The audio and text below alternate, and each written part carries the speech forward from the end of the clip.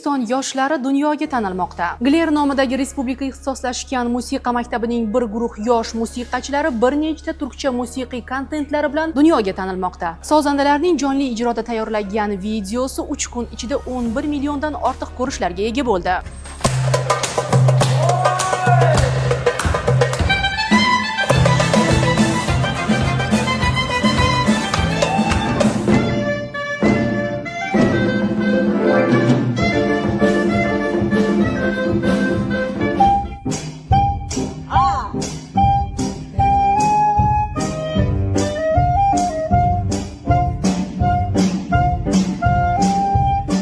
Yigitlar tomonidan ijro qilinayotgan musiqiy kompozitsiyalarning noodatiy jihati shundaki, ular asarlarni milliy cholg'u asboblari bilan hamohanglikda ijro qilishmoqda. Instagram ijtimoiy tarmog'ini portlatayotgan ushbu kontentlar izohlarida faqat iliq fikrlarni ko'rishingiz mumkin. Hattoki Ozarbayjon telekanallaridagi loyihalarga takliflar ham yozib qoldirilgan. Musiqiy jamoaning har bir sozandasi o'z ijro mahorati va pozitivning xarakteri bilan turk va Ozarbayjon musiqachilarining ham e'tiboriga tushib ulgurdi. Shuningdek, turkiyalik vokalist Doğan Cem o'zining Instagram sahifasida o'zbekistonlik yosh ijodkorlarning bu ijrolarini ko'rib, bir necha kundirki ularning sahifalaridan chiqib keta olmayotganini bildirdi. Uzun zamandır dinlerken ve izlerken enerjimi tavan yapan başka bir grup izlememiştim diyebilirim bu videolarını izledikten sonra. Vallahi sayfalarından kaç gündür çıkamıyorum, o derece yani.